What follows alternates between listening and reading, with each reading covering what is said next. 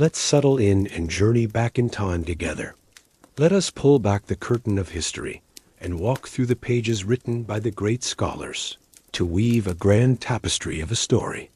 It is a story of a friendship that words can barely define, of a loyalty tested by swords and desert sands, of a love so immense that life itself became the smallest price to pay. This is the story of the final prophet and his most faithful shadow, Abu Bakar As-Siddiq. So prepare your hearts, clear your minds, because we are not just going to read history.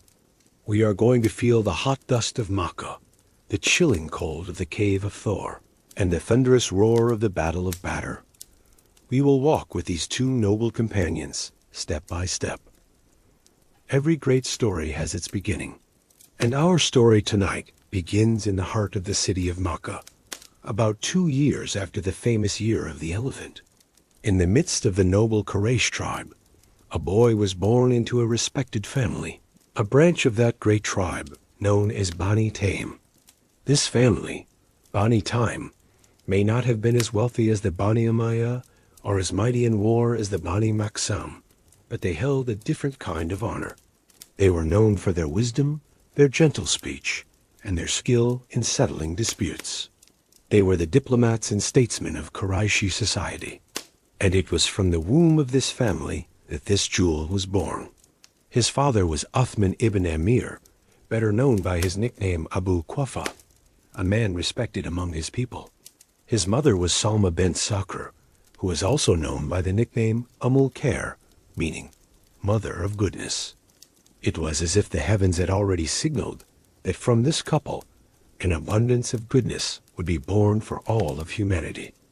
The boy was named Abdullah, a beautiful name meaning servant of Allah.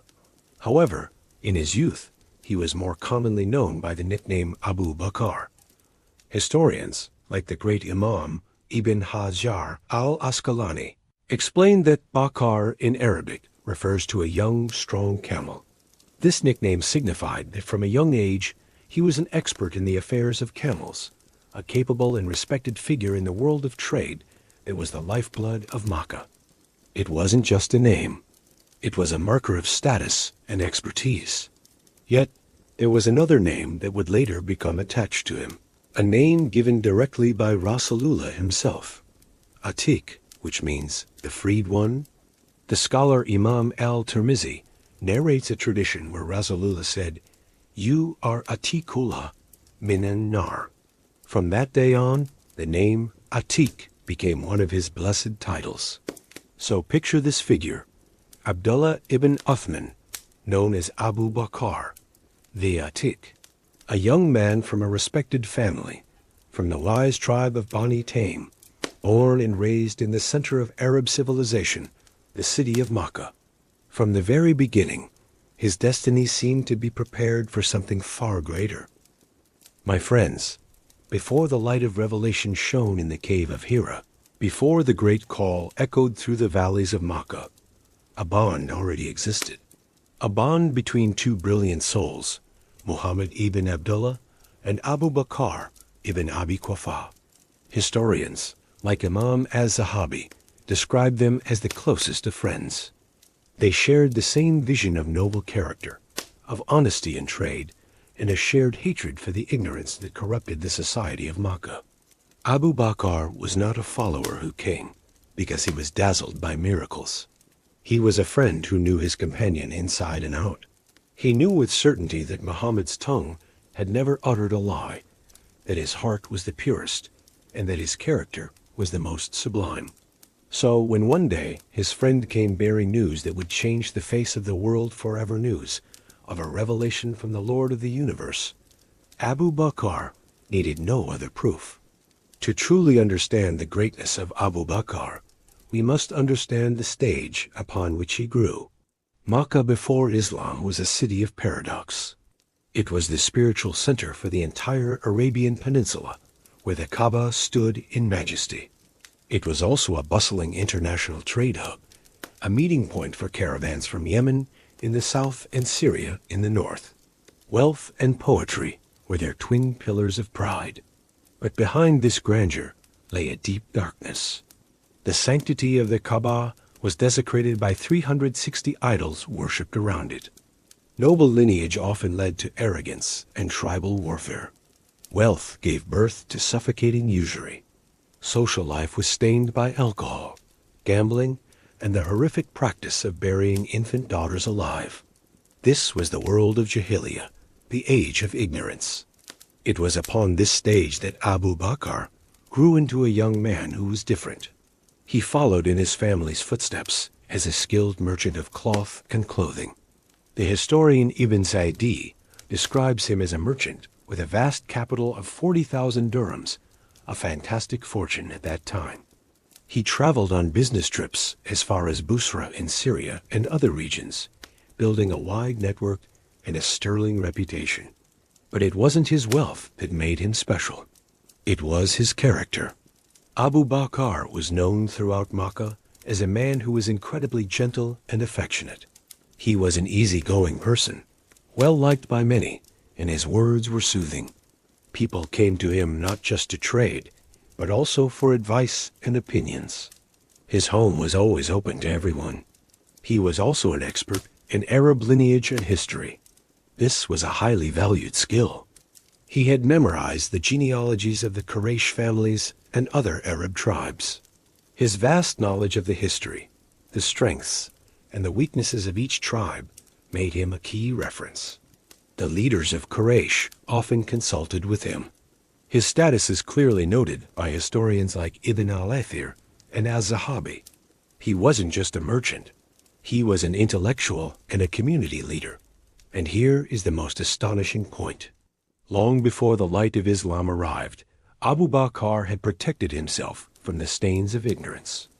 The great scholar Imam al-Bayhaqi and also Ibn Hajar note a tradition that Abu Bakr had forbidden alcohol for himself. When asked why, he replied, "I am preserving my honor and protecting my dignity, for whoever drinks wine is one who wastes his honor and dignity." He possessed this logic even before the revelation came down to prohibit it. More than that, it is recorded in history that Abu Bakr's forehead never once bowed to an idol. His pure heart refused to worship statues of stone and wood made by human hands. He was a Hanif, one who by his very nature sought the one true God, the God of Abraham. He was a light before the coming of the dawn, a calm soul in the midst of a storm of ignorance, a man respected for his wealth, loved for his gentleness, revered for his knowledge, and admired for his noble character. This is the portrait of Abu Bakar As-Siddiq, the Qurayshi nobleman, before the great call from the cave of Hira echoed throughout Makkah. His heart trembled, his body shivered. He returned home to his wife, Khadijah, who calmed him with the blanket of her faith. After that, the newly appointed prophet began to think about who he should convey this message to. After Khadijah, Ali, and Zayd, his heart turned to one name, his closest friend, his most similar soul, Abu Bakr. According to the accounts transmitted by historians like Ibn Ishaq and later quoted by al-Tabari and Ibn Hajar, the meeting was very simple, yet full of meaning. Rasulullah met with Abu Bakr, perhaps in a corner of a Makkah street, or perhaps he intentionally went to his friend's house. He looked into Abu Bakr's eyes, the eyes of a friend who had shared joys and sorrows with him for decades. Then, with a sincere voice, he delivered the great news. "O Abu Bakr, I am the messenger of Allah. Allah has sent me to convey his message to all of humanity. I invite you to believe in the one God, and not to associate any partners with him." Imagine this, my friends. A community leader, a wealthy merchant, a respected man, is approached by his friend who claims to have received a message from the Lord of the heavens and the earth. This was no ordinary invitation. It was an invitation to abandon the traditions of his ancestors, to defy the entire social order of the Quraysh, to worship an unseen God, and to face ridicule, torture, and possibly even death. For anyone else, this would be a moment to ask questions, to doubt, to demand proof. What is your proof, Muhammad? Who saw you? Are you sure you're not imagining things? These are the logical questions that would pop into anyone's mind. But not Abu Bakar's. He looked back into his friend's face.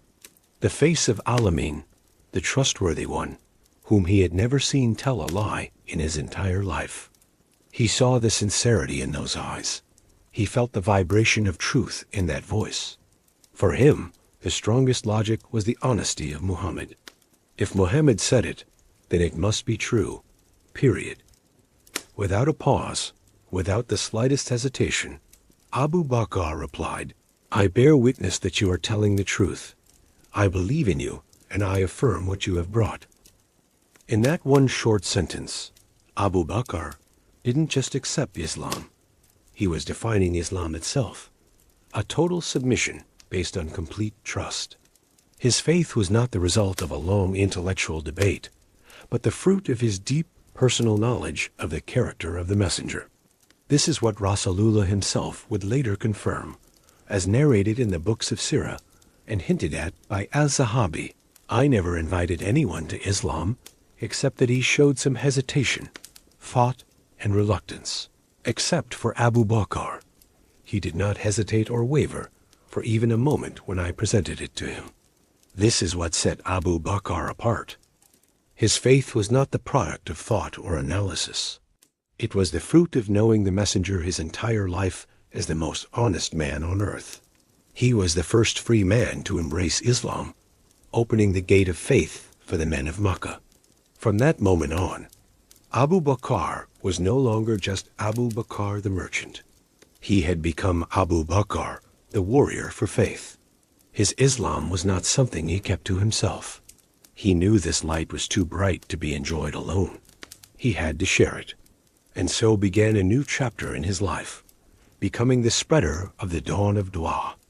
In the intricate society of Makkah, two souls met and forged a bond that would one day change the face of the world. They were Muhammad ibn Abdullah of Bani Hashim and Abdullah ibn Uthman of Bani Taym.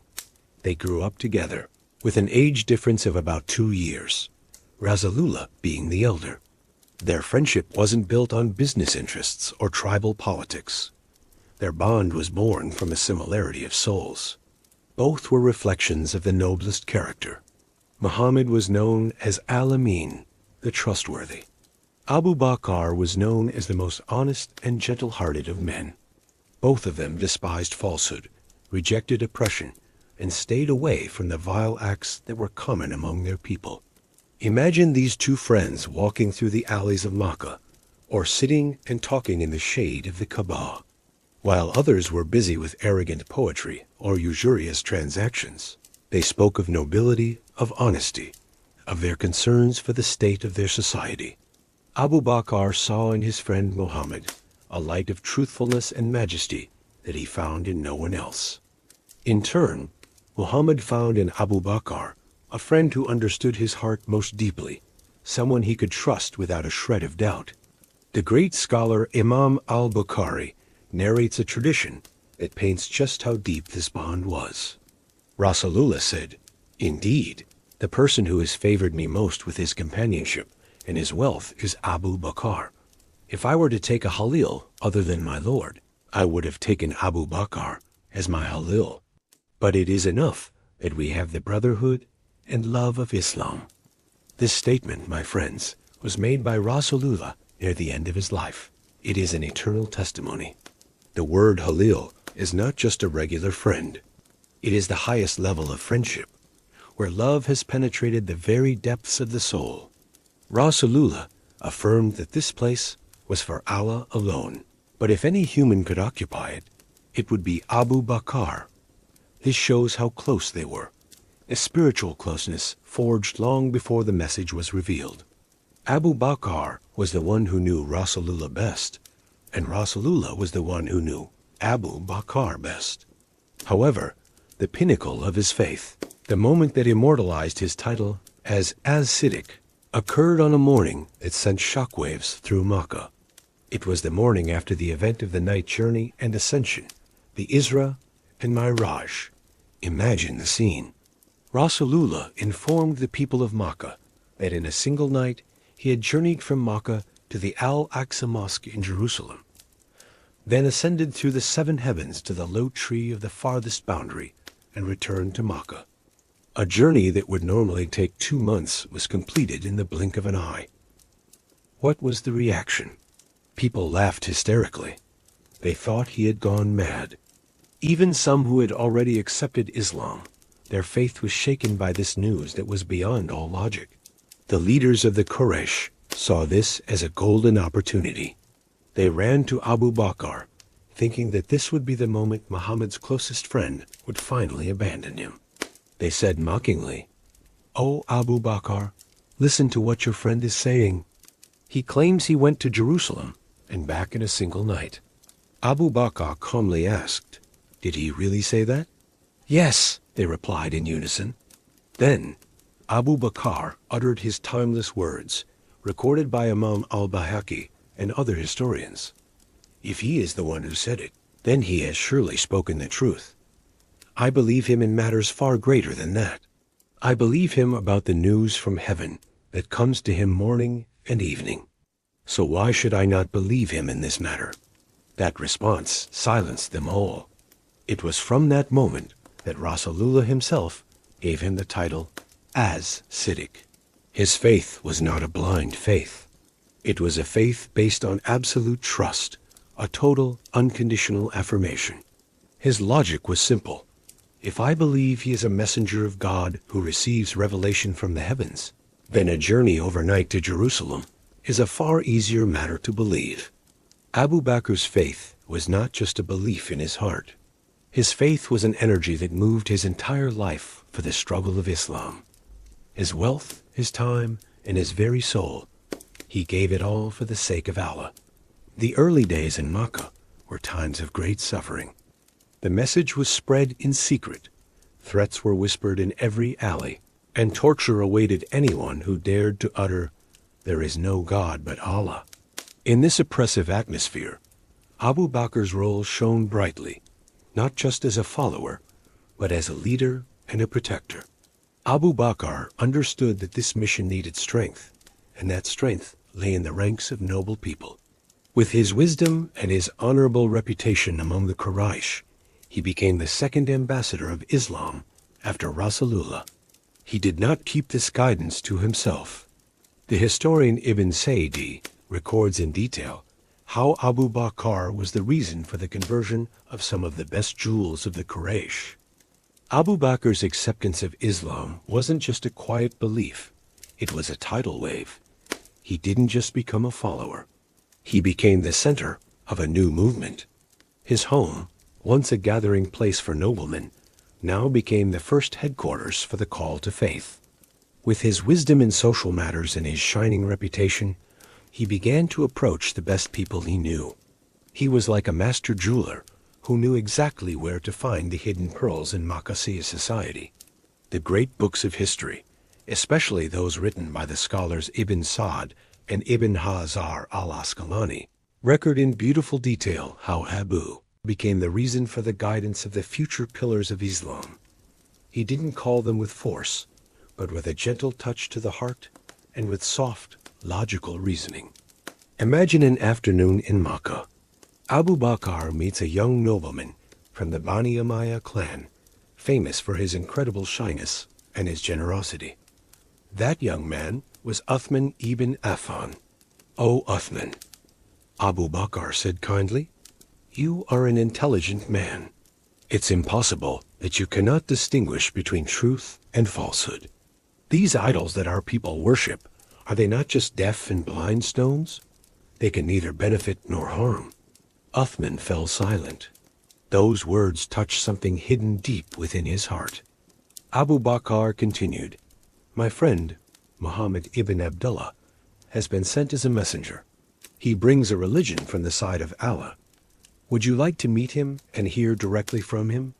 Uthman's heart was moved. He went with Abu Bakr to meet Rasulullah. After hearing the recitation of the holy verses and the explanation from the lips of the Prophet, Uthman declared the two testimonies of faith. In the future, this shy young man would become the third Caliph. the possessor of two lights. Then Abu Bakr approached another figure, a brave young man, a cousin of Rasulullah from his mother's side. His name was Zubair ibn Awam. Zubair was known for his agility. He was the very first young man to draw his sword to defend Rasulullah. Abu Bakr saw this potential for courage. He spoke with him, opened the door of guidance for him, and brought him before the Prophet. Zubair too embraced Islam, and he would one day become one of the 10 companions guaranteed paradise. Abu Bakr's movement continued. He was like a magnet, attracting pieces of gold. He met with Abdurrahman ibn Auf, a business genius from the Bani Zura clan, who would become one of the wealthiest and most generous men in Medina. He invited Sa'd ibn Abi Waqqas, a skilled archer whose prayers were always answered, who was also an uncle to Rasulullah from his mother's side. He called upon Talha ibn Ubaydillah, a valiant knight who would one day become a living shield for Rasulullah in the Battle of Uhud, his body covered in dozens of wounds. These 5 men, Uthman, Zubair, Abdurrahman, Sa'd, and Talha, were the result of Abu Bakr's personal dua in the very first days. They were all stars in the sky of Islam, and it was Abu Bakr who first showed them the direction of their faith. Imagine the reward for every good deed, every prayer, every charity, every struggle undertaken by these 5 giants of Islam and all of their descendants. A portion of it flows continuously to Abu Bakr. What a priceless investment for the hereafter. His role didn't stop there. He used his wealth to free the slaves who were being tortured for their faith. The most famous of these stories is that of Bilal ibn Rabah. Bilal was being cruelly tortured by his master, Umayyah ibn Caliph. His body was pinned under a scorching hot rock in the middle of the Makkah desert, yet from his lips only one word escaped: Ahad, Ahad, Ahad, meaning the one, the one, the one. Abu Bakr saw this heart-wrenching scene. His heart was moved. He immediately went to Umayyah and offered to buy Bilal. "Take this slave," Umayyah said arrogantly, "and give me his price." Abu Bakr paid a high price for him and then set Bilal free. He also freed many other slaves, like Amir ibn Fuhaira, Zinira, and others, to the point that his own father, Abu Quafa, who had not yet accepted Islam, scolded him, "O my son, I see you are freeing weak slaves. If you were to free strong slaves, they could at least protect you." Abu Bakr replied with words that showed his farsighted vision. "My dear father, I am only seeking what is with Allah." This was Abu Bakr. Faith, calling others to the faith, and spending for the faith all became one in him. He was the engine for the newly born Muslim community. He was living proof that one sincere person, moving with a strategy, could become an entire nation in himself. It was these actions that caused Allah to reveal his words in Surah Al-Layl, praising the pious one who spends his wealth to purify himself, ending with the promise that he will surely be satisfied. The great commentators of the Quran, including the historian Al-Tabari, agree that these verses were revealed concerning Abu Bakr as Siddiq. But his loyalty wasn't just shown with his wealth. His body, his blood, his very life became a shield for Rasulullah. One of the most dramatic incidents, as narrated by the great Imam al-Bukhari, happened near the Kaaba. One day, Rasulullah was praying when a villain of the Quraysh, Uqba ibn Abi Mu'th, came and wrapped the cloth around the Prophet's neck, choking him violently. The people just watched. No one dared to help. Hearing the news, Abu Bakr rushed with all his might. He broke through the crowd, shoved Uqba away from the Prophet, while shouting a verse that seemed to have been revealed for that very moment. "Would you kill a man just for saying, 'My Lord is Allah,' when he has come to you with clear proofs from your Lord?" Because of this act, the anger of the pagans turned on him. They mobbed Abu Bakr, beating him mercilessly until he fell unconscious and his face was almost unrecognizable. He was carried home in that state. But what was the first sentence that came from his lips when he regained consciousness? It wasn't a complaint about his pain. It wasn't a question about his own condition. His first sentence was, "What happened to Rasulullah?" Even in a state between life and death, the only thing on his mind was the safety of his friend. He swore he would not eat or drink until he was certain that Rasulullah was safe and well. This is love.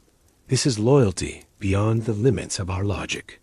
This was Abu Bakr in the Makkah period, a leader, a philanthropist, and a living shield for the Prophet. He was the bravest in defending the Prophet in public, and he was the only companion chosen by Rasulullah to accompany him on the most dangerous journey in the history of Islam, the Hijrah, the migration to Medina. 13 years had passed. 13 years filled with oppression, boycotts, and torture. The call in Makkah had reached its peak. Now, the command from the heavens came down, Hijrah, to move to Yathrib, the city that would later be renamed Medina al-Munawwara, the Radiant City. The companions began to leave secretly, in small groups, leaving behind their homeland, their wealth, and their families. Abu Bakr was also prepared. He had bought 2 of the finest camels, cared for them well, and was waiting for permission from his beloved friend. Every day he would ask, "O Rasulullah, when will we migrate?" Rasulullah would always answer patiently, "Wait, perhaps Allah will grant me a traveling companion." In his heart, Abu Bakr hoped with all his might that he was that intended companion. Until one night, when the leaders of Quraysh had gathered in their council hall and agreed to assassinate Rasulullah by involving young men from every tribe, the angel Jibril came with permission from Allah.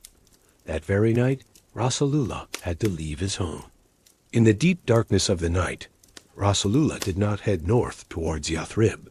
He walked south to the house of his most loyal friend. He knocked on the door.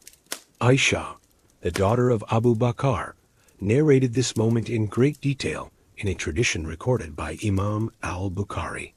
When Abu Bakr saw Rasulullah arrive at such an unusual time, he knew the long-awaited moment had come. "Let me accompany you, O Rasulullah.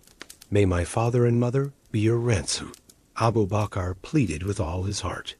Rasulullah smiled. "You will accompany me." Tears of joy streamed from Abu Bakr's eyes. Aisha said, "By Allah, that was the first day I ever saw someone cry out of pure happiness. The happiness of being chosen to accompany the beloved of Allah on the most dangerous and decisive journey in the history of Islam." Abu Bakr immediately presented the 2 camels he had prepared. "Choose one of them, O Rasulullah," he said. But Rasulullah, with his gentle heart, refused to accept it for free. "I will take it, but I will pay for it," he replied. This was a lesson in preserving one's dignity and not wanting to be a burden. And so, the legendary journey began. They didn't head straight for Medina. To deceive their pursuers, they took the opposite direction, heading south towards a rugged mountain named Jabal Thor. At its peak was a small cave that would become the silent witness to the pinnacle of a friend's loyalty. In the pitch-black night, the 2 companions began their journey. Not north towards Medina, but south towards the mountains of Thor, a brilliant tactic to throw off their trackers. During that journey, Abu Bakr showed an incredible level of vigilance and protection.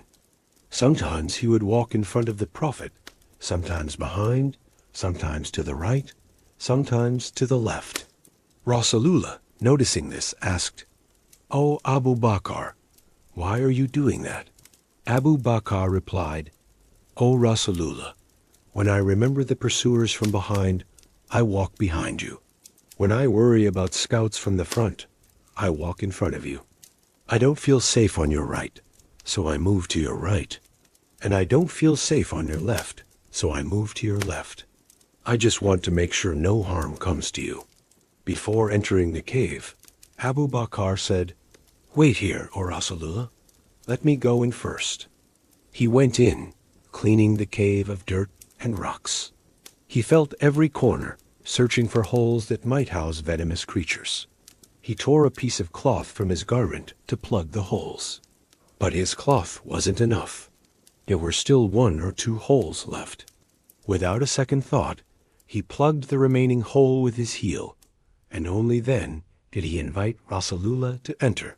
Rasulullah, so weary from the journey, rested his head on Abu Bakar's lap and fell asleep. It was here that the test of loyalty reached its peak. Suddenly, from the hole covered by his heel, a venomous creature, some say a scorpion, some say a snake, stung Abu Bakar's foot. An excruciating pain shot through his body. The venom began to react, hot and agonizing. What did Abu Bakar do? He didn't move a muscle. He bore the pain with all his might. He didn't want his movement to awaken his beloved friend, who was resting on his lap. He bit his lip, stifling a groan. But the pain was so intense that, unconsciously, a tear fell from his eye and landed on the noble cheek of Rasulullah. Rasulullah woke up. "What is it, O Abu Bakar?" "I have been stung, O Rasulullah," Abu Bakar replied, his voice strained with pain. With the utmost affection, Rasulullah applied a little of his saliva to the sting, and by the permission of Allah, the pain vanished instantly. A small miracle in the midst of a great journey. For 3 days and 3 nights, they hid in the cave. Outside, the Quraysh were furious. They offered a reward of 100 camels to anyone who could bring them Muhammad, dead or alive. Trackers spread out in all directions. Abu Bakar's children played their roles perfectly. His son, Abdullah, would blend in with the people of Makkah during the day to gather information. Then at night, he would climb Jabal Thor to report it. His daughter Asma would deliver food and water every night, tying the provisions to her waist with a piece torn from her own waistband, which earned her the title, the Woman of the 2 Waistbands. And Amir ibn Fuhaira, the slave he had freed, would graze his goats around the cave to erase the footprints of Abdullah and Asma. A family operation full of risk and sacrifice. On the 3rd day, the trackers from Quraysh managed to follow their trail right to the mouth of the cave. They stood just a few steps above the heads of Rasulullah and Abu Bakar. From inside the cave, Abu Bakar could hear their voices and see the shadows of their feet. His human heart trembled, not out of fear for his own safety, but out of fear for the safety of the message of Islam, which rested on the shoulders of his friend. He whispered to Rasulullah, "O Rasulullah, if one of them were to just look down at his own feet, they would surely see us." The young men of Quraysh, with the bounty of 100 camels for anyone who could capture Muhammad dead or alive, had managed to track them to the mouth of the cave. They were standing right above the heads of the 2 companions. The situation was critical. It was at this most tense moment that Rasulullah calmed him with a sentence immortalized by the Quran and the traditions. A sentence that shows the peak of trust and faith in Allah. He said calmly, "O Abu Bakar, do not be sad, for surely Allah is with us." Then he added, as narrated by the great scholars Imam al-Bukhari and Imam Muslim, "O Abu Bakar, what do you think of 2 when the 3rd is Allah?" This sentence changed everything. This was no longer about 2 men hiding from 100 pursuers. This was about 2 servants under the direct protection of the Lord of the universe. Abu Bakar's worries vanished instantly, replaced by an extraordinary tranquility, and Allah protected them with his unseen soldiers. The pursuers looked around, perhaps seeing a spider's web covering the cave's entrance and 2 doves nesting there, as mentioned in the books of Sirah, and they left, convinced that no one could possibly be inside. After 3 days, when the search began to die down, they continued their journey. Abu Bakar had hired an expert guide named Abdullah ibn Urayqid. But the danger was not over. A bounty hunter named Suraka bin Malik, on his finest horse, spotted them from a distance. The hope of winning 100 camels made him spur his horse as fast as he could. As Suraka got closer, Abu Bakr once again felt a pang of anxiety. "O Rasulullah, we've been caught." Rasulullah, with the same calm demeanor, simply prayed, "O Allah, cause him to fall." The great Imam al-Bukhari records this story in incredible detail. At that very moment, the front legs of Suraka's horse sank into the sand as if swallowed by the earth. Suraka was thrown off. He tried again, and the same thing happened. The third time his horse sank, he saw dust swirling like smoke. It was then that he realized he was not dealing with an ordinary man. The person he was chasing was protected by the god. From a fierce hunter, Suraka transformed into one who begged for forgiveness. He cried out, "I am Suraka bin Malik. Wait for me. I want to speak with you. By Allah, I will not harm you." He asked for a guarantee of safety, and Rasulullah asked him not to reveal their whereabouts to anyone. Suraka promised. And so, a pursuer who had intended to kill them now became their protector, misleading anyone who asked about the tracks of two travelers from Makkah. It was in that moment that Rasulullah uttered a prophecy that would one day come true. "How will you feel, O Suraka, when you one day wear the two great bracelets of Kisra, the king of Persia?" Suraka was stunned. And decades later, during the caliphate of Umar ibn al-Khattab, when Persia was conquered and the spoils of war were brought to Medina, Umar called for Suraka. He placed the bracelets of Kisra on his hands and said, "All praise is for Allah, who took these from Kisra, son of Hermas, and placed them on Suraka bin Malik, a Bedouin Arab." The journey of the Hijrah was a masterpiece of loyalty, strategy, trust in God, and miracles. And in every single second of it, Abu Bakr was there not as a follower, but as a partner, as a protector, as a friend, whose name is immortalized in the Quran as the second of the two and the companion of the cave. Finally, they arrived in Kuba, at the gates of the city of Medina. The people of Medina, who had been waiting for so long, welcomed them with echoes of praise and poetry. Most of them had never seen the face of Rasulullah before. They saw Abu Bakr, whose hair had many gray streaks, and assumed he was the prophet. They crowded around him. Seeing this, Abu Bakr swiftly took his cloak and used it to shield Rasulullah from the hot sun. Instantly, the people of Ansar realized who the true messenger of Allah was. It was a simple act that showed the incredible manners and understanding of Abu Bakr. He always placed Rasulullah above everything, even above himself. My friends, this is just a small glimpse into the early chapters of Abu Bakr's life in Islam.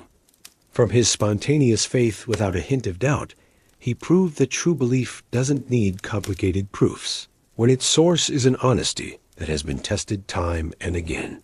From his strategic way of calling others to the faith, he taught us that faith is an energy that must be channeled to invite others to goodness. He didn't just choose anyone. He chose the pillars who would support the structure of Islam until it stood tall and strong. And from his journey in the cave of Thor, he etched the highest meaning of friendship, sacrifice, and loyalty. He is living proof that to be a friend of a prophet means being ready to give up everything: your wealth, your energy, and even your life. He was the shield, the guard, the servant, and the most devoted student. So, when we remember Abu Bakr, we don't just remember a companion. We are learning how a believer should live: to believe without doubt, to call to faith with wisdom, to sacrifice without seeking anything in return, and to love his prophet more than his own self. May Allah be pleased with Abu Bakar As-Siddiq, and may he gather us with him in his paradise one day. On nearly every occasion, Rasulullah made sure everyone understood the special place Abu Bakr held in his heart. The great scholar Abu Dawood tells us a story of a time when a small disagreement happened between Abu Bakr and Umar. Rasulullah, seeing this, defended his dearest friend, saying, "Indeed, Allah sent me to you all, and you said, 'You are lying,' while Abu Bakr said, you are telling the truth. He defended me with his life and his wealth. So will you please, for my sake, leave my companion alone?" After that day, no one ever dared to hurt Abu Bakr's feelings again. And think about this, a story told to us by Imam al-Bukhari. As Rasulullah's life was drawing to a close, he gave an order. He commanded that all the private doors that led into the Prophet's mosque be sealed shut. All of them, except for one. He said, except for the door of Abu Bakar. This was a powerful symbolic message, a clear sign of who was meant to carry the mantle of leadership after him. The connection was so deep. Imam Muslim narrates that Rasulullah was once asked, "Who among all people do you love the most?" He answered without hesitation, "Aisha." The person then asked, "And from among the men?" Rasulullah replied simply, "Her father." This wasn't just a formal acknowledgement. It was an open declaration of love, a bond that went far beyond a prophet and his follower. It was a bond of brotherhood, of trust, of a love so deep it shaped history. This, my friends, was Abu Bakar As-Siddiq, a nobleman of Makkah who kept himself pure in an age of ignorance, a companion whose heartbeat was in rhythm with the heartbeat of Rasulullah, a believer whose faith was as solid as a mountain, who believed without question, even when the minds of all other men stood still. To know Abu Bakr is to know the true meaning of loyalty. To understand his story is to understand how a believer should love his prophet. He wasn't just a follower. He was the closest reflection of the prophetic light, the most faithful shadow of Rasulullah's form. But their arrival in Medina wasn't the end of the struggle. It was the beginning of a new chapter, a chapter about defending a new community from threats both inside and out. And in every major event, on every field of battle, Abu Bakr was always at the forefront. The Battle of Badr was their first and most decisive test. The Muslims were outnumbered 3-1, their equipment scarce. Before the fighting began, Rasulullah set up a small shelter, a simple hut, to pour his heart out in prayer to Allah. And who did he choose to stand guard at the entrance to that hut, with his sword drawn, acting as the final shield between him and the enemy? He chose Abu Bakar As-Siddiq. The great Ali ibn Abi Talib once asked his companions, "Who is the bravest of men?" They replied, "You are, O commander of the faithful." But Ali shook his head.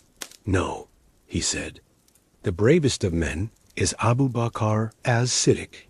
On the day of Badr, we made a shelter for Rasulullah, and we asked, "Who will stand guard with him so no enemy can reach him?"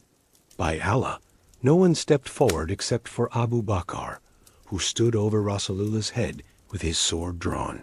Whenever an enemy tried to approach, he was there to meet them. He was the bravest of men. We hear this story from many sources, including Imam Ahmad, who highlights it when speaking of Abu Bakr's virtues. As the battle raged on, Rasulullah prayed with such intensity that his cloak slipped from his shoulders.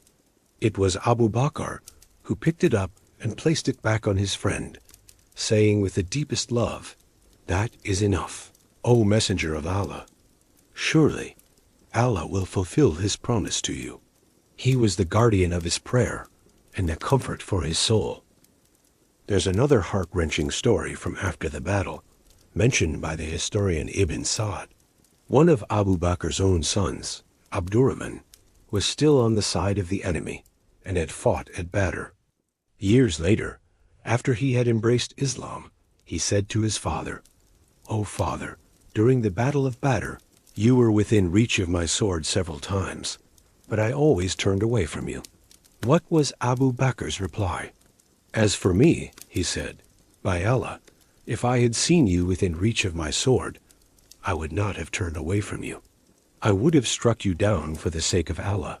This wasn't hatred. It was the clarity of faith. For Abu Bakr, loyalty to Allah and his messenger came above everything, even the bond of blood. Then came the trial of the Battle of Uhud. It was a crushing test.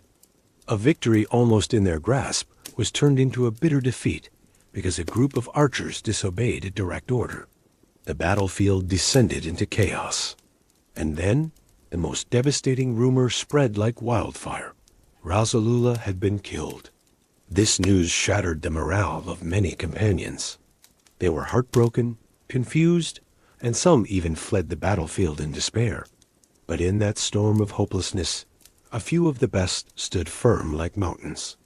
Imam al-Bukhari tells us that the companion Anas bin Malik narrated that when the army was in disarray, Abu Bakar was among the very first few, along with Talha bin Ubaydillah, who rushed back to find Rasulullah, who had been wounded. They became living shields. They formed a human fortress around their beloved prophet, deflecting every arrow and every sword strike aimed at him.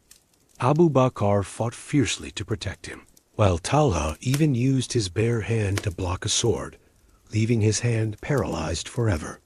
On that day, Abu Bakar fought not only against the enemy, but against the despair that had gripped his own army. He was one of the rocks that kept the line from completely breaking, a rallying point for those whose faith still burned bright. His loyalty at Uhud proved that even in the most critical moment, the compass of his heart pointed in only one direction, the safety of Rasulullah. My friends, from the narrow alleys of Makkah to the bloody plains of Uhud, from the silence of the cave of Thor to the roar of the Battle of Badr, Abu Bakar As-Siddiq was always there. He was a mirror of the Prophet's every state. When Rasulullah preached, he was his supporter. When he was sad, he was his comforter. When he was threatened, he was his protector. When he led, he was his most trusted advisor. Their friendship is not just a story from the past. It is a complete curriculum on the meaning of love, sacrifice, and true loyalty for the sake of Allah. Abu Bakr never asked for a position. He never sought fame. The only thing he ever sought was the pleasure of Allah and the companionship of the man he loved most, in this life and the next. It is no wonder, then, that he was given the title As-Siddiq, the truthful one. It is no wonder he was called Atiq, the one freed from the fire. And it is no wonder he was immortalized as Yar al-Ghar, the companion of the cave. May Allah, by allowing us to dive into this story, plant in our hearts even a spark of the love and loyalty that once burned so brightly in the chest of Abu Bakar As-Siddiq, so that we may understand that to be a true friend to the message of Rasulullah is the highest honor a human being can ever achieve. So let us continue our journey, my friends, diving into a chapter so critical, so decisive, it would shape the history of all mankind. This is the story of the days after the light had passed of a ship nearly capsized by the storms of turmoil, and of a captain who with the faith and wisdom from the heavens seized the helm and steered it to the shores of safety. This is the story of 2 short years, yet packed with events whose weight exceeds centuries. This is the story of the Caliphate of Abu Bakar As-Siddiq. Settle in, because we are about to witness how the most loyal friend transformed into the strongest leader at the very moment this community needed him the most. Picture that day, Monday, the 12th of Rabi al-Awwal, in the 11th year of the Hijrah. The sun rose as it always did, but its light felt different. The air in Medina, usually filled with tranquility and blessings, now felt heavy, suffocating. In a simple room, resting on the lap of his beloved wife, Aisha, the most noble of souls, the purest of spirits, Muhammad ibn Abdullah, Rasulullah, returned to his Lord. The news spread like a lightning strike on a clear day. Medina was instantly paralyzed. Cries of grief erupted from every home. The companions, those lions of the desert who faced thousands of enemies without fear, now stumbled like children who had lost their anchor. The mind refused to believe.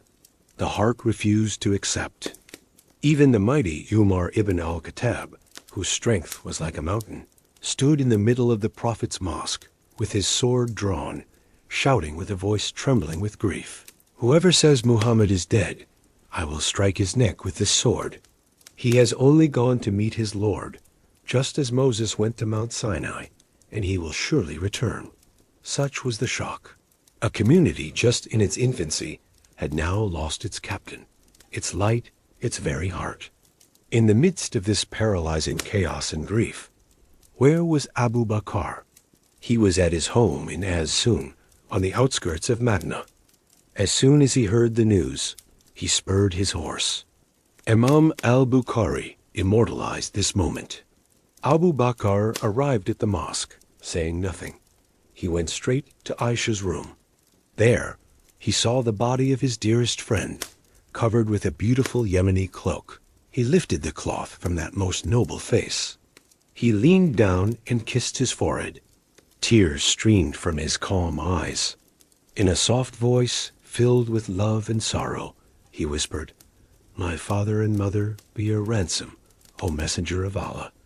You are beautiful in life, and you are beautiful in death. The death that Allah has decreed for you, you have now tasted." After this, Abu Bakr went out to face the sea of people lost in confusion. He saw Umar, still shouting in his denial. With a calmness that could only have come from Allah, Abu Bakr ascended the pulpit. After praising Allah, he spoke the words that would forever be etched in history as the speech that saved the faith of the community. "Now then, whoever among you worship Muhammad, know that Muhammad is dead. But whoever among you worships Allah, know that Allah is ever living and never dies." Then he recited a verse from the Quran that felt as if the companions were hearing it for the very first time, even though they had all memorized it. Muhammad is no more than a messenger. Other messengers have passed on before him. If he dies or is slain, will you turn back on your heels? If any did turn back on his heels, not the least harm will he do to Allah, but Allah will swiftly reward those who are grateful. The companion Ibn Abbas said, "By Allah, it was as if the people did not know this verse had been revealed until Abu Bakr recited it." Umar ibn al-Khattab himself said, "By Allah, as soon as I heard Abu Bakr recite it, my knees gave way, and I fell to the ground. It was then that I knew for certain that Rasulullah had truly passed away." That short speech was like cool water extinguishing a fire of confusion. It awakened everyone from their stupor of grief.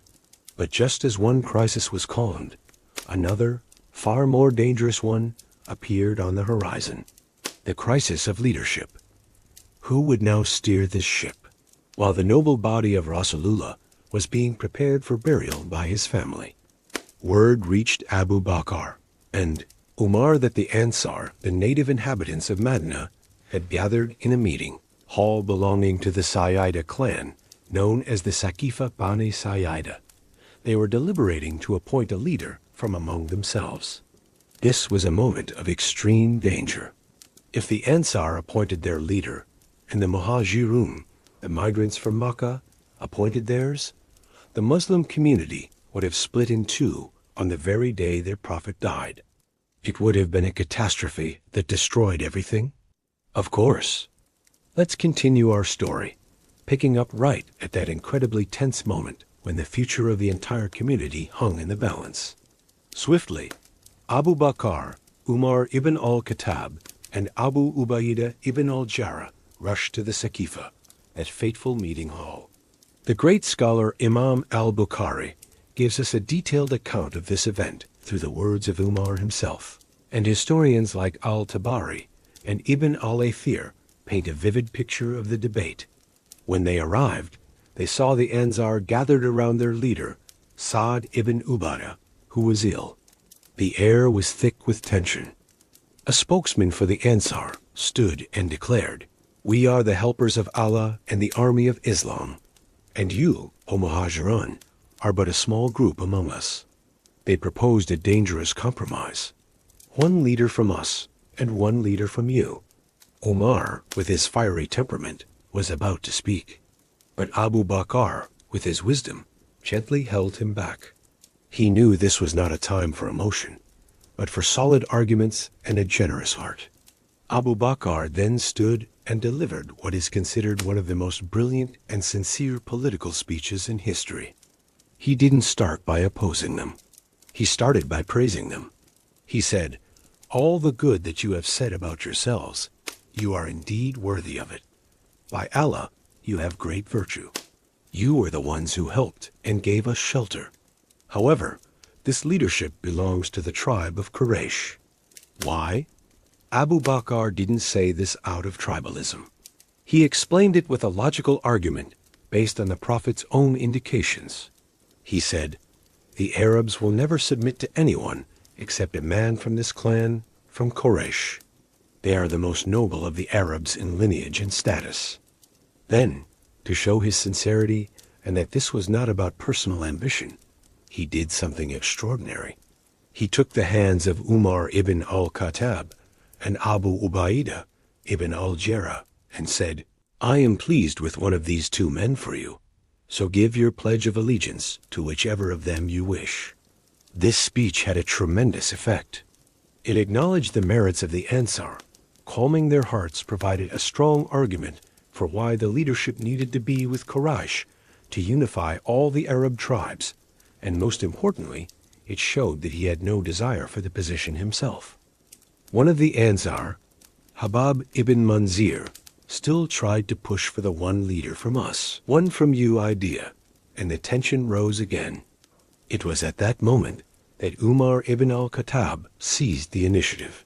He saw clearly that Abu Bakr was the most qualified, the most beloved companion of Rasulullah, the one who accompanied him in the cave, the one appointed to lead the prayers when Rasulullah was ill all-powerful signs. Umar exclaimed, "O Abu Bakr, stretch out your hand." He then declared, "Who among us has these two virtues? The second of two, when they were in the cave, and the one whom Rasulullah appointed to lead the prayer. Rasulullah was pleased with you for our religious affairs, so should we not be pleased with you for our worldly affairs?" And with that, Umar placed his hand in Abu Bakr's and gave him the pledge of allegiance. Umar's action was like a spark that ignited the spirit of unity. Abu Ubaidah immediately followed. Then the Muhajirin who were present all pledged their allegiance. Seeing this, the Ansar, whose hearts had been softened by Abu Bakr's speech, and who saw the decisiveness of the Muhajirin leaders, came forward in droves to pledge their allegiance to Abu Bakr. They even jostled with each other to be able to touch Abu Bakr's hand, nearly trampling Sa'd ibn Ubadah in the process. The storm in the Saqifa had passed. The community was united under one leader. The next day, after the general pledge of allegiance in the Prophet's mosque, Abu Bakr ascended the pulpit to deliver his inaugural address. This speech, recorded in the great books of history like those by Ibn Sa'd and Al-Tabari, was not the speech of a king hungry for power. It was a manifesto of leadership that became the gold standard for all Muslim leaders who followed. Let's absorb every word. "O people, I have been appointed to lead you, and I am not the best among you." This opening line is the peak of humility. At a time when world leaders boast of their strength and merits, Abu Bakr began by acknowledging his own limitations. This was a message that the position was not an honor, but a heavy burden. If I do well, then help me, and if I do wrong, then set me straight. This is the foundation of accountability and transparency in Islam. He opened the door to criticism as wide as possible. He did not ask for blind obedience, but for the active participation of his people to keep his leadership on the straight path. Truthfulness is a trust, and lying is a betrayal. The weak among you is strong in my sight until I restore his right, God willing. And the strong among you is weak in my sight until I take the right from him, God willing. Here, Abu Bakr established the pillar of justice. There would be no nepotism, no social classes. The law would apply equally to all. Justice was his primary mission, to protect the weak and to hold the oppressors accountable. Obey me as long as I obey Allah and his messenger. But if I disobey Allah and his messenger, then you owe me no obedience. This was the most revolutionary clause. The ultimate loyalty is not to the leader, but to Allah and his messenger. Abu Bakr placed himself under the law, not above it. He gave his people the right to disobey him if he deviated. This is the most just social contract ever uttered by a head of state. With this speech, a new kind of state was born, led not by an absolute monarch, but by a servant bound by the law of God, whose authority came from the people, and could be revoked if he went astray. The dawn of Abu Bakar As-Siddiq's leadership had risen, but great trials were already waiting for him on the horizon. The body of Rasulullah had not yet been laid to rest, and the pledge of allegiance from all the tribes had not yet been collected when Caliph Abu Bakr was faced with his first severe test. A few days before his passing, Rasulullah had prepared a large army to be sent to the borders of Sham, the Byzantine Roman territory, to avenge the defeat at the Battle of Mu'tah. And remarkably, he appointed a young man of about 18, Usama ibn Zayd, as the commander of that army, which included senior companions like Umar ibn al-Khattab and Abu Ubaidah. Now, with the Prophet's death, the situation had changed drastically. Medina was under threat. The tribes around Medina were beginning to show signs of rebellion. Sending the main army out of Medina in such a condition seemed like military suicide. The senior companions, including Umar ibn al-Khattab, went to Abu Bakr. They pleaded with him, as recorded by the historian al-Tabari, "O Caliph of Rasulullah, do not do this. Do not leave Medina empty without an army. The Arabs will attack us from all sides. Hold back Usama's army." Others suggested, even if it must go, at least replace the commander with someone older and more experienced than Usama. It is here that we see the essence of Abu Bakr's leadership. He was not a leader who ruled based on popular opinion or short-term political calculations. He was a matabi, a faithful follower, not a mubtadi, an innovator. With a firmness that shocked everyone, Abu Bakr replied, "By the one in whose hand is the soul of Abu Bakr, even if I knew that wild dogs would tear at my feet in Medina, I would still dispatch the army of Usama, just as Rasulullah commanded. I will not furl a flag that was raised by the hand of Rasulullah himself." When they pushed in to replace Usama, Abu Bakr jumped up, grabbed Umar by the beard, and said angrily, "Woe to you, O son of Khattab! Rasulullah appointed him, and you want me to dismiss him?" This resolve silenced everyone. The army of Usama was dispatched. Abu Bakr himself walked on foot to see the army off outside Medina, while Usama rode his horse. Usama felt awkward and said, "O Caliph of Rasulullah, either you ride, or I will get down." Abu Bakr replied with incredible humility, "By Allah, you will not get down, and I will not ride.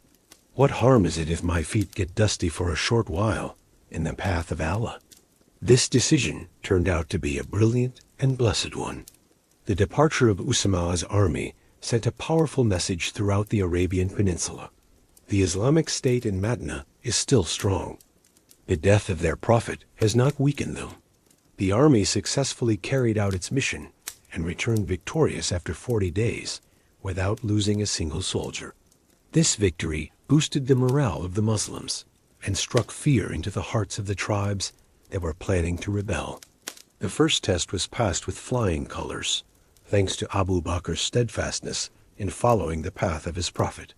The return of Usama's army was met with joy, but a much bigger problem had already exploded across Arabia. The death of Rasulullah was seen by many tribes as the end of their pact. They returned to their old ways. This phenomenon became known as the Ridda Wars, the Wars of Apostasy.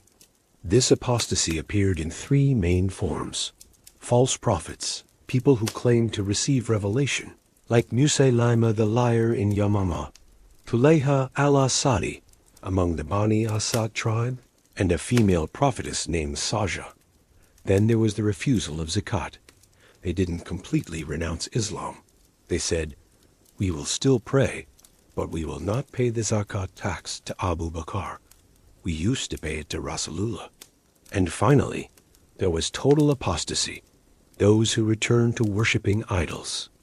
This was an existential crisis. If left unchecked, Islam would have been confined to just Medina, Makkah, and Taif. The most complex problem was how to deal with those who refused to pay zakat. Many companions, including, once again, Umar ibn al-Khattab, argued that they should not be fought. Umar's argument was very strong. How can we fight people who still say, there is no God but Allah? If they say it, their blood and property are protected from me. It is here that Abu Bakar showed his profound understanding of Islamic jurisprudence, which surpassed that of the other companions. He gave a response that became a fundamental principle in Islamic law. This response is immortalized in the collections of both Imam al-Bukhari and Imam Muslim. Abu Bakr said with unshakable resolve, "By Allah, I will fight anyone who separates prayer and zakat, for zakat is the right of wealth. By Allah, if they were to refuse to give me even a young goat," in another narration, "a rope to tie a camel that they used to give to Rasulullah, I would fight them for it." Umar still tried to argue, but Abu Bakr cut him off. "Have you become a lion in the days of ignorance, but a coward in the days of Islam, O Umar? A revelation has ceased, and the religion is complete. Should it be diminished while I am still alive?" Umar later said, "By Allah, I saw nothing else but that Allah had expanded the chest of Abu Bakr to fight them, and it was then that I knew that it was the truth." Abu Bakr understood that allowing one pillar of Islam to be neglected would open the door to neglecting the other pillars. This wasn't about money. It was about the sovereignty of Allah's law. Abu Bakr then took comprehensive military action. He divided the Muslim army into 11 brigades, each led by a capable commander, and sent them to 11 different regions to crush the rebellion. The historian al-Tabari records this division of forces in detail. Khalid ibn al-Walid was sent to face Tulayha and then Musaylima, while others like Ikrimah ibn Abi Jahl and Shurbil ibn Hassana were also given commands. This was a bold and coordinated military strategy. Abu Bakr commanded from Medina like a great general, directing all troop movements with clear instructions. The strongest and most dangerous enemy was Musaylima the liar in Yamama. He had gathered an army of 40,000 from the tribe of Bani Hanifa. Abu Bakr assigned the sword of Allah, Khalid ibn al-Walid, to confront him. What followed was one of the most ferocious battles in early Islamic history, the Battle of Yamama. Initially, the Muslim forces were pushed back, but thanks to Khalid's genius and the fighting spirit of the companions, they managed to turn the tide. The battle was so fierce that Musaylima and his forces retreated into a fortified garden with high walls, which later became known as the Garden of Death. A brave companion, al-Bara ibn Malik, asked his comrades to throw him over the wall. He managed to open the gate from the inside, and the Muslim army stormed in. It was inside that garden that Musaylima the liar was killed by Washi, the same man who had killed Hamza in the Battle of Uhud, and another companion from the Ansar. The victory at Yamama was the turning point of the Ridda Wars. However, this victory came at a very high price. Around 1,200 Muslims were martyred, and among them were 70 Hafiz, memorizers of the Quran, including senior companions. This tragedy would then give birth to another great decision. In less than a year, thanks to Abu Bakr's decisiveness, the entire Arabian Peninsula was reunited under the banner of Islam, stronger and more solid than before. The fire of apostasy had been extinguished to its very roots. The martyrdom of the Quran memorizers at the Battle of Yamama left a deep concern in the heart of Umar ibn al-Khattab. He realized that if the memorizers continued to fall in battle, the Quran itself could be lost with them. He immediately went to Abu Bakr, This historic dialogue is beautifully recorded by Imam al-Bukhari. Umar said, "O Caliph of Rasulullah, the casualties among the memorizers of the Quran at Yamama were very heavy. I fear that if fierce battles continue to occur, even more Quran memorizers will be lost. In my opinion, you should issue an order to have the Quran collected." Abu Bakar's initial reaction was that of a very cautious follower. He replied, "How can I do something that Rasulullah himself never did?" Umar kept persuading him, "By Allah, this is a good thing." Umar repeated his argument over and over until finally Abu Bakar said, "Then Allah expanded my chest to accept the proposal, and I came to see the matter as Umar did." Now, this heavy task had to be shouldered by someone. Who was most worthy? They agreed to call upon Zayd ibn Thabit, a brilliant young man from the Ansar, who had been one of the primary scribes of the revelation for Rasulullah. When Zayd was summoned and given this task, his reaction was exactly the same as Abu Bakar's. He said, "How can you too do something that Rasulullah himself never did?" Abu Bakar replied, "By Allah, this is a good thing." They continued to persuade Zayd until Zayd finally said, "Then Allah expanded my chest for it, just as he had expanded the chests of Abu Bakar and Umar." Then Zayd uttered his famous words, which show just how heavy this trust was. "By Allah, if they had ordered me to move one of the mountains, it would not have been heavier for me than this task of compiling the Quran that you have commanded me to do." And so, Zayd began his monumental task.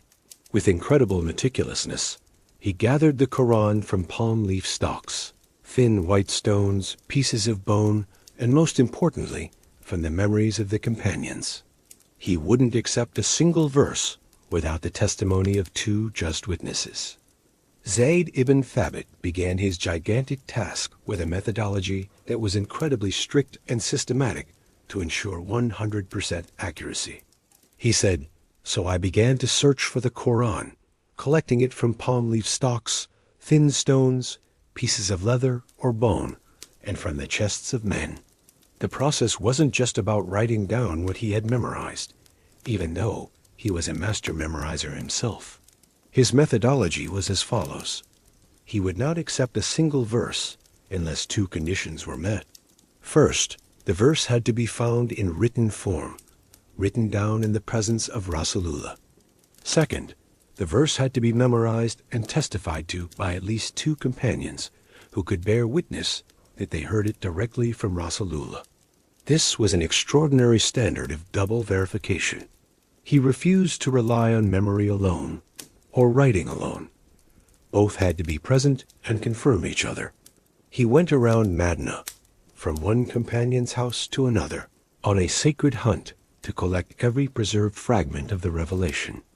In that narration from the great scholar al-Bukhari, Zayd tells of how difficult the process was, saying, "I found the end of Surah At-Taba with Abu Khuzaimah al-Anzari, and I did not find it with anyone else besides him." This shows how meticulous he was, not missing a single verse and ensuring every verse had its written proof. Page by page was collected. Verse by verse was verified. Chapter by chapter was arranged according to the sequence taught by Rasulullah during his lifetime. Finally, after tireless work, the task was complete. The entire Quran was gathered into a single collection of sheets, perfectly arranged and flawlessly verified. This masterpiece of hard work then became the master copy, which was kept by Abu Bakar, then inherited by Umar, and then by Hafsa, the daughter of Umar. It was from this very master copy, during the time of Uthman ibn Affan, that the Quran was duplicated and spread to all corners of the Islamic world. Look, my friends, this decision by Abu Bakar, born from the tragedy of war, became Allah's guarantee, through the hands of his servants, to preserve the purity of his final word until the end of time. My friends, let's pause for a moment and reflect. Every time we open the Quran today, in any part of the world we may be, we are reading a book that is exactly the same, letter for letter, as the one read by the companions 14 centuries ago. This miracle of preservation, in terms of worldly cause and effect, began with a crucial decision made in the chamber of Caliph Abu Bakar As-Siddiq. Without his decisiveness and vision, which was expanded by Allah, history might have been very different. This project of compiling the Quran is Abu Bakar's greatest service to the Muslim community of all time. A service whose reward will continue to flow to him every time a single letter of the Quran is read by a Muslim. He was a leader respected for his piety. He was a father loved for his simplicity and affection. And he is a hero remembered forever for being the instrument chosen by Allah to preserve his final word. He didn't just lead a nation. He preserved the very soul of this nation, which is the Holy Quran. May Allah be pleased with Abu Bakar, the Caliph of Rasulullah, and gather us with him in his highest paradise. 2 years, 3 months, and 10 days. That is the time etched in history for the caliphate of Abu Bakar As-Siddiq, a period so short if measured by a calendar, yet it feels like a century if measured by the storms he managed to calm. Imagine, my friends, the condition of the community when he took the reins of leadership. Medina was surrounded by a sea of fire, the fire of apostasy, the fire of false prophets, and the fire of those who refused to pay zakat. The Muslim community at that time was like a small boat in the middle of a raging ocean. Many great companions suggested compromise, to take a softer approach. But it was at that moment that the gentleness for which Abu Bakar had always been known transformed into the firmness of steel, forged by faith. He stood tall and uttered his famous words, recorded by historians like Imam at-Tabari. By Allah, I will fight anyone who differentiates between prayer and zakat. By Allah, if they refuse to hand over even a young goat that they used to give to Rasulullah, I will surely fight them for it. That was Abu Bakar. His gentleness was for his friends, but his firmness was for defending the law of his Lord. With that resolve, he led the armies, extinguished every rebellion, reunited the Arabian Peninsula under the banner of monotheism, and even began the first wave of conquests into Syria and Iraq. Now that storm had passed. The skies over Medina were calm again. The foundation of the Islamic State was solid. Stability had been restored. And just as the community was enjoying the peace that was the fruit of his struggle, the decree of Allah arrived. The Caliph, the first pillar of the community after the Prophet, was about to complete his duty in this world. After uniting the nation, extinguishing apostasy, preserving the purity of the religion, and opening the gates of conquest to Persia and Rome, Abu Bakar's physical strength began to wane. He fell ill. The story of the Caliph's final illness is narrated in various history books, especially by Ibn Sa'd and Imam at-Tabari. It happened on the 7th of Jumad al-Akhir, in the year 13 Hijrah. It was a very cold day in Medina. Abu Bakar took a bath, and afterwards his body began to shake violently, and a high fever took hold of him. The fever never subsided. For 15 days he lay on his bed, unable to lead the prayers in the Prophet's mosque anymore. He appointed his other companion, Umar ibn al-Khattab, to take his place as the prayer leader. It was then that the community began to feel that something momentous was about to happen. All this time, the only reason Abu Bakar wouldn't lead them in prayer was if he was on a journey or had a minor illness. But an illness that kept him bedridden for so long was a sign that his aging body, he was 63 at the time, the same age as Rasulullah when he passed away, was beginning to give way. On his sickbed, Abu Bakar did not complain. His mind was not occupied with his pain. His thoughts were focused on two things: his accountability to Allah and the future of the community he was about to leave behind. The companions came to visit him one after another.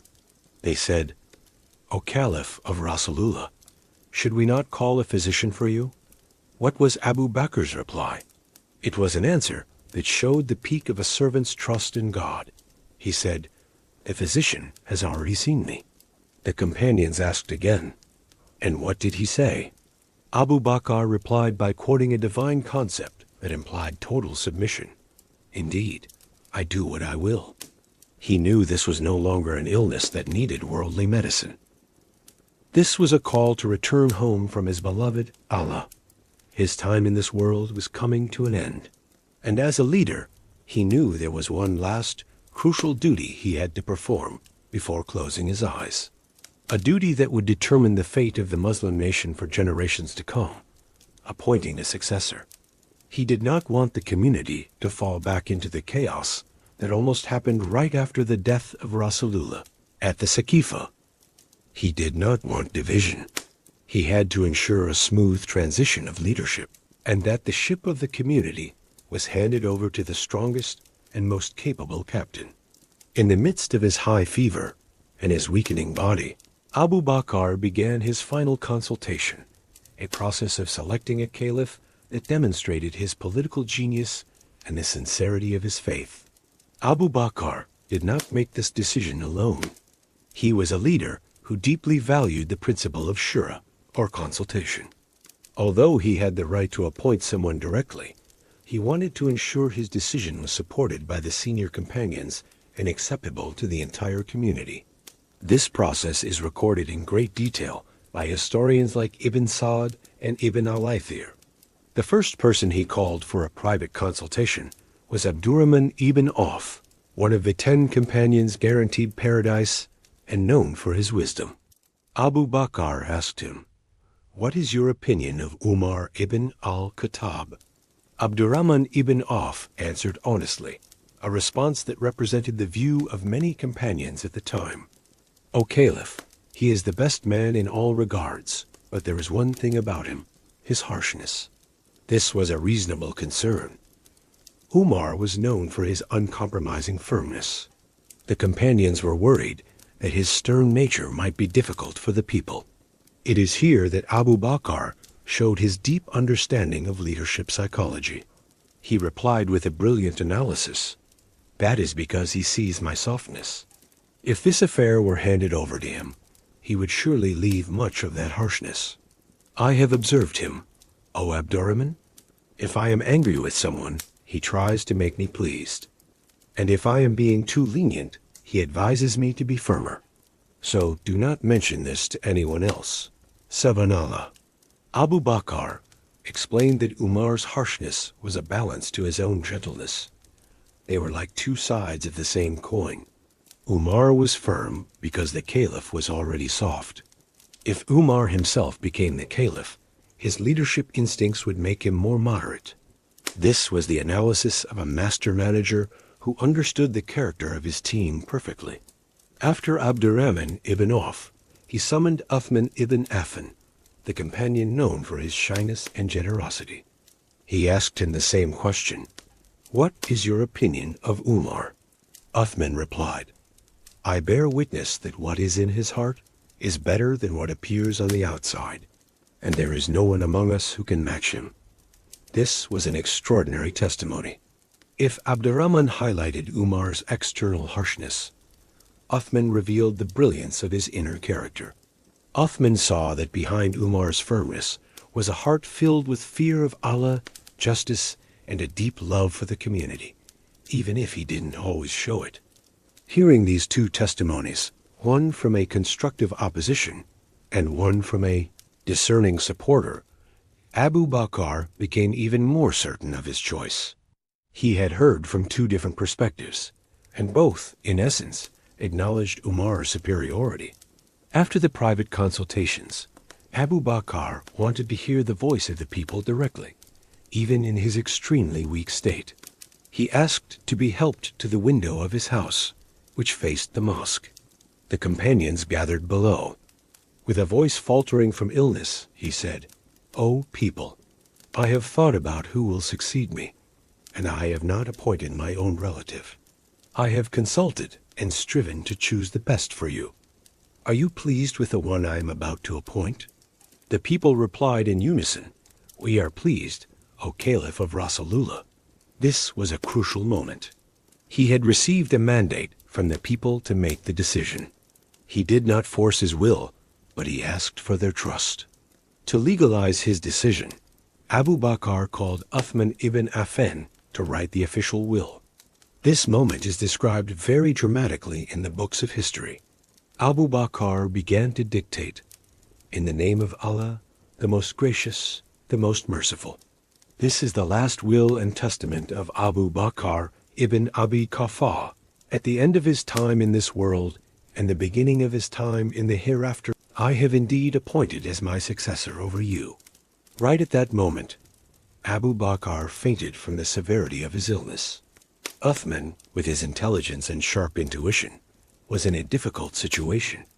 If he stopped writing and the Caliph passed away, the will would be incomplete and could cause division. So Uthman took the initiative. He continued writing with full confidence in what was in Abu Bakr's heart. He wrote the name, Umar ibn al-Khattab, so listen to him and obey him. Shortly after, Abu Bakr regained consciousness.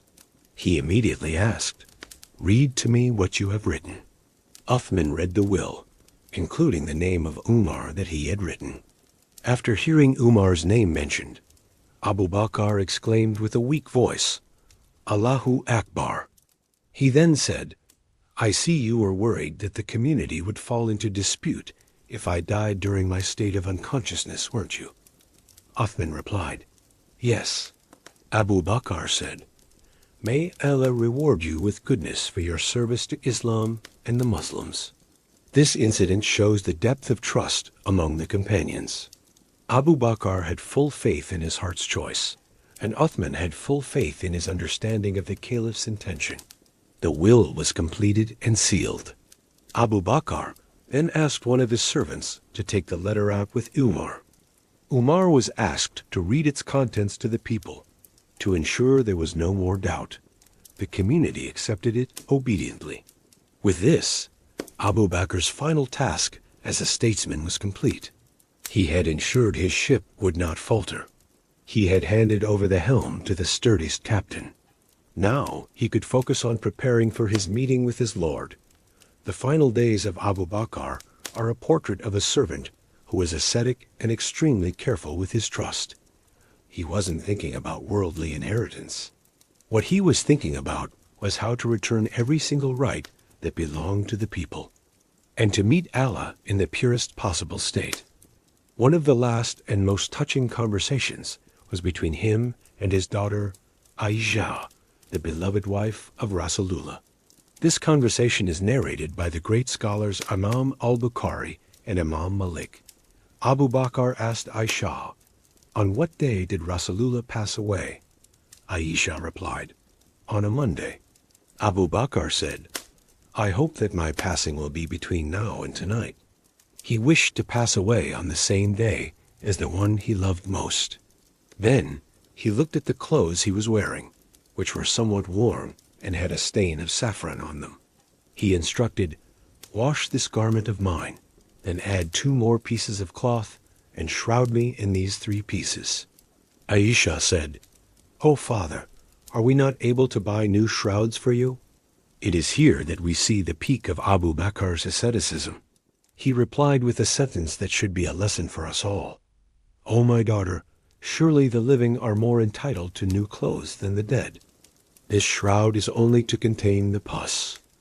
In his final moments, he was still thinking about efficiency and the rights of the living. He then continued his will regarding his wealth. During his time as Caliph, he received a salary from the Baitul Mal, the state treasury. He felt this was a debt that must be returned. He said to Aisha, "Look at my wealth after I pass away. Whatever has been added to it since I became the Caliph, return it to the Caliph after me." He pointed to a milking camel, a slave, and some other equipment, saying, "All of this belongs to the Baitul Mal. I only made use of it while I held this trust." When these items were handed over to Umar after Abu Bakr's death, Umar wept and said, "May Allah have mercy on you, O Abu Bakr. You have made the task for the caliphs after you exceedingly difficult." That night, the night of Tuesday, the 22nd of Jumad al-Akhir, in the year 13 Hijri, was his last. his illness grew more severe. Aisha was by his side, reciting a line of poetry about parting. Abu Bakr opened his eyes and said, "Do not say that, my daughter. Rather, say the words of Allah, and the intoxication of death will bring the truth. That is what you were trying to avoid." He knew that human poetry was not fitting when the angel of death was at the door. Only the divine word was worthy of accompanying this farewell. His breathing became heavy. With the last remnants of his strength, he uttered his final words, a prayer that encapsulated the longing of his entire life. "My Lord, cause me to die as a Muslim and join me with the righteous." After that, his noble soul departed from his body. He had gone home to meet his friend Rasulullah, who was waiting for him. He passed away at the age of 63, the exact same age as Rasulullah. He was buried that very night, next to the grave of the person he loved most in the world, inside Aisha's room. The position of his head was level with the shoulders of Rasulullah, as if even in death, he wished to remain by his friend's side forever. The two companions were reunited, inseparable in life and in death. The news of Abu Bakr's passing spread quickly, enveloping Medina in a deep shroud of sorrow. Historians like At-Tabari and Ibn al-Athir describe the atmosphere of that day as the saddest day for the Muslims after the day Rasulullah passed away. Men, women, and children wept. They had lost a father, a protector, a leader who had saved them from the abyss of division. Umar ibn al-Khattab, who now shouldered the trust of the Caliphate, was the one who felt the loss most profoundly. He stood before the body of his friend, gazing at his peaceful face, and uttered these heartfelt words of farewell. "May Allah have mercy on you, O Abu Bakr. You were the first to believe Rasulullah when others denied him. You comforted him when others abandoned him. You helped him with your wealth when others withheld it. You were his ears and his eyes. You were named As-Siddiq by Allah in his book through the tongue of his prophet. You never disputed with him. You were a Caliph who fulfilled his trust, following his footsteps perfectly. You have made the task for those after you exceedingly difficult." However, grief did not paralyze Umar. He knew that Abu Bakr would not want the community to mourn for too long. The work had to continue. The next day, he ascended the pulpit of the Prophet's mosque and received the pledge of allegiance from all the Muslims. The transition of leadership was incredibly smooth, without bloodshed, without dispute. This was the greatest impact of Abu Bakr's passing. His death was proof of the success of his leadership.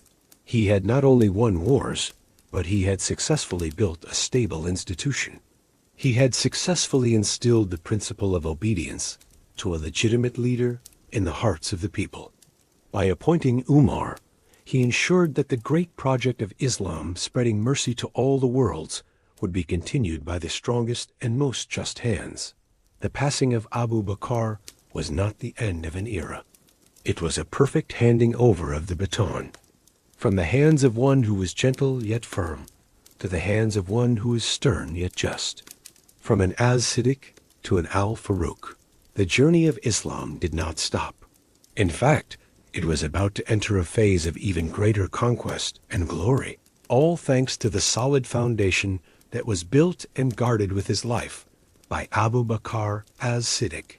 Looking back at the 2 years of his rule, one is left in awe. How is it possible that in such a short time, one person could achieve so much? He extinguished the flames of apostasy, crushed the false prophets, united the Arabian Peninsula, established the system of the Bait al-Mal, and initiated military expeditions against the 2 world superpowers of the time, Persia and Rome. However, his greatest legacy was not all of that. His greatest legacy was the proof that the principles of Islam could be translated into a stable and just state. His greatest legacy was showing us a portrait of a leader who saw power not as a crown of glory, but as a cloak of trust whose weight he felt with every single breath. Abu Bakar As-Siddiq was the answer to the prayers of Rasulullah. He was a friend in times of joy, a shield in times of sorrow, and the first pillar to support the community when the Prophet was gone. His life story, from beginning to end, is a lesson in love, and the story of his death is a lesson in responsibility. May Allah be pleased with him, place him beside his beloved companion in the highest paradise, and may we all be granted the ability to follow in his noble footsteps. The Caliphate of Abu Bakr is living proof. Proof that the greatest strength of a leader lies not in his intelligence or physical power, but in his steadfastness in following the footsteps of his Prophet. He never innovated. He only asked, what would Rasulullah have done in this situation? And with that compass, he successfully navigated the community through the darkest storm in its history. He received a community on the brink of division and bequeathed it as a great power ready to illuminate the world. To understand the leadership of Abu Bakr, we must first understand his status in the eyes of the best people to have ever walked the earth, the companions of the Prophet. Their respect for him was not a formality. It was a sincere recognition born from witnessing his virtues with their own eyes. The highest source of this respect, of course, came from the lips of Rasulullah himself. He had given very clear signals about Abu Bakr's standing. In a very famous tradition, narrated by the great scholars Imam al-Bukhari and Imam Muslim, Rasulullah said, "If I were to take a halal from among mankind other than my Lord, I would have taken Abu Bakr as my halal." However, the brotherhood and love of Islam is sufficient. Leave no small door open into the mosque except for the door of Abu Bakr. Let's reflect on this statement. A halal is the highest level of love, the most intimate level of friendship, the level reached by the Prophet Ibrahim with Allah.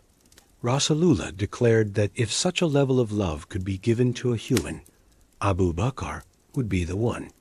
The command to leave his door, as the only one open to the Prophet's mosque, was a powerful symbolic gesture of his irreplaceable role, his special access to Rasulullah, and his worthiness to succeed him as the prayer leader and the community leader. In another narration, also recorded by Imam al-Bukhari, when Rasulullah was gravely ill, he repeatedly said, "Tell Abu Bakr to lead the people in prayer." Aisha tried to suggest Umar, fearing her father would weep while reciting the Quran, but the Prophet firmly refused. This was the clearest indirect appointment. Prayer is the pillar of the religion, and the person most worthy of leading that pillar when the Prophet was unable was the most virtuous person after him. This respect permeated the hearts of all the companions. They all, without exception, acknowledged his superiority. Umar ibn al-Khattab, the lion of the desert whose firmness made even Satan flee, was the one who most recognized Abu Bakr's virtue. There is a famous saying from Umar, which, although not a direct prophetic tradition, is very well known in the books of history and biography like those by as-Sahabi. If the faith of this entire nation were weighed against the faith of Abu Bakr, the faith of Abu Bakr would outweigh it. This statement was born from Umar's deep understanding of the quality of his friend's faith. Umar saw Abu Bakr's steadfastness when other companions wavered on the day of the Prophet's death, saw his conviction when others doubted during the incident of the night journey, and saw his total sacrifice when others were still weighing their options. On another occasion, Umar also said, "Abu Bakr is our master, and he freed our master." This was a sincere acknowledgement that showed no trace of envy or rivalry, but only submission to virtue. Ali ibn Abi Talib, the gate to the city of knowledge, also gave the same testimony. As we have mentioned before regarding his courage, Ali openly declared that Abu Bakr was the bravest man after Rasulullah. More than that, when Abu Bakr was given the pledge of allegiance as Caliph, Ali was among those who gave him the pledge, acknowledging the consensus of the companions. Historians like Ibn Kathir, referencing primary sources like al-Tabari, explain that Ali's delay in giving the pledge was not due to any rejection of Abu Bakr, but because of his preoccupation with arranging the funeral of Rasulullah and the deep grief that enveloped the Prophet's family. After that, He gave his pledge in public, refuting any rumors that might arise. The greatest respect was their unanimous choice to make him the first caliph. At the Saqifa, when the Ansar and Muhajirin were on the verge of disputing who had the right to lead, it was Abu Bakar who mediated with his wise speech. He reminded them of the Prophet's tradition that leadership was with the Quraysh, and then with humility, he offered either Umar or Abu Ubaidah ibn al-Jarrah to be given the pledge. However, it was Umar who first took his hand and said, "You are the companion of Rasulullah." The second of the two, you were his replacement in leading the prayer. Who would dare to step in front of you? Then Umar pledged his allegiance, followed by all the companions present. This event, recorded in detail by Ibn Sa'd and Al-Tabari, is clear proof of the ijma, or consensus, of the companions regarding his superiority. They respected him not because he asked to be respected. They respected him because of his noble character, his deep knowledge, his unmatched faith, and his special closeness to Rasulullah. Becoming the caliph, the supreme leader of the rapidly growing Islamic State, did not change the essence of Abu Bakr one bit. He remained the same simple Abu Bakr with a gentle heart, whose love for his people exceeded his love for himself. He was a statesman with the heart of a father. On the first day after being appointed caliph, what did Abu Bakr do? Did he move into a palace? Gather bodyguards? Not at all. The next morning, he still went to the market carrying a few pieces of cloth to trade, exactly as he used to do every day. This famous story is recorded by Ibn Sa'd.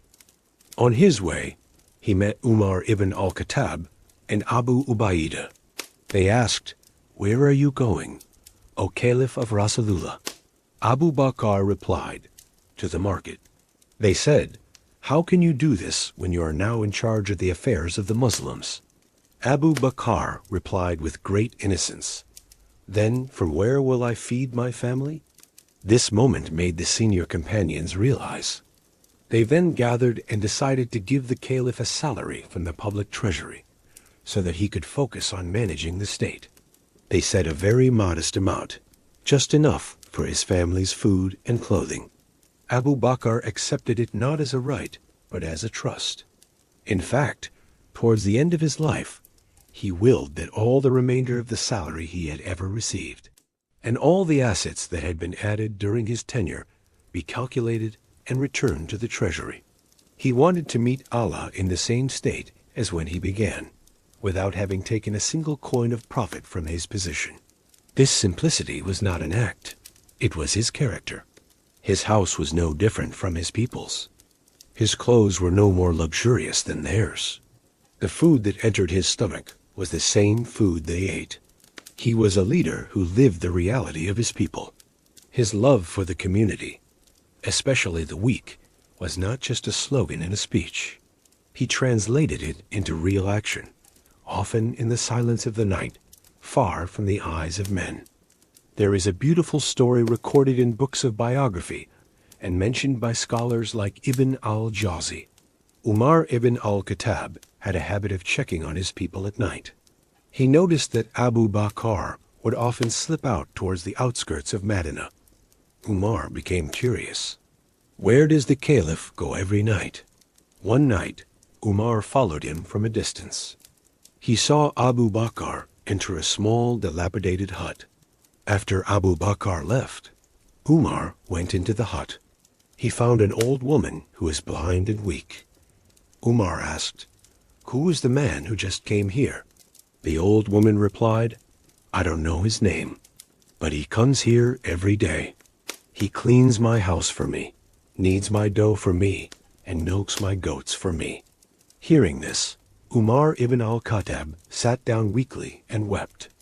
He said to himself, "Truly, you have made the task exceedingly difficult for the caliphs after you, O Abu Bakr." The supreme leader of a nation, the commander-in-chief of the armed forces, at night, kneeling on the floor of a shack, cleaning filth and preparing food for a blind old widow. This is love in its purest form. Not for public image, not for praise, but purely seeking the face of Allah, and out of his deep sense of responsibility for every single individual in his community. This love and sense of responsibility are perfectly encapsulated in his monumental inaugural address recorded by At-Tabari. This speech should be the charter for every leader in every age. He said, "O people, I have been appointed to lead you, and I am not the best among you. If I do well, then help me. And if I do wrong, then set me straight. Truthfulness is a trust, and lying is a betrayal. The weak among you is strong in my sight until I restore his right to him. And the strong among you is weak in my sight until I take from him the right he has wronged. Let none of you abandon the struggle, for no people abandon it except that Allah inflicts them with humiliation. Obey me as long as I obey Allah and his messenger. But if I disobey Allah and his messenger, then you owe me no obedience." This speech is an extraordinary social contract.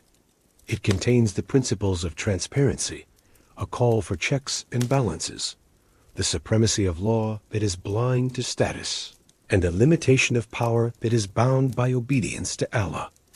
He placed himself not as a ruler, but as a servant who could be corrected. This is the highest manifestation of a leader's simplicity and love for his people. Among all of Abu Bakar's great services, fighting the apostates, crushing the false prophets, and maintaining the stability of the state, there is one legacy whose value surpasses all worldly conquests and achievements. A project born from crisis, driven by concern, and executed with sacred meticulousness. This project was the compilation of the Holy Quran into a single volume. My friends, we have taken a long journey. We have seen a companion who wept with joy at being allowed to accompany the migration. We have felt the steadfastness of a protector whose body became a shield for his prophet. And we have witnessed the decisiveness of a Caliph who calmed the storm of division. His heart knew no buts or laters when it came to matters of faith. When Allah and his messenger spoke, his heart could only reply, "We hear and we obey." It was this conviction that transformed his gentleness into the strength of steel. It was this conviction that gave him vision when others were struck with blindness. My friends, the story of Abu Bakar is not a fairy tale to make us admire the past. His story is a mirror for us to look into today. We may not be asked to compile the Holy Quran, but we are all entrusted to make the Quran our guide in life, not just a decoration. In the end, Abu Bakar's greatest legacy was not an empire, nor was it a magnificent palace. His legacy is a standard of how to be a friend, a standard of how to be a leader, and a standard of how to love Allah and his messenger above all else. He taught us that true leadership is not about how high your position is, but how deep your fear of Allah is. And true loyalty is not about how often you are with someone, but how firmly you defend their principles, even after they are gone. So let us go home carrying the spirit of As-Siddiq in our chests, the spirit to affirm the truth, to be an anchor for our families and communities when the storms come, and to live life with one goal, to seek the pleasure of Allah, just as it was sought and obtained by the best companion of the best nation. May Allah be pleased with Abu Bakar As-Siddiq, and may he one day gather us all with him under the shade of his throne, along with the prophets, the truthful ones, and the righteous. And they are the best of company.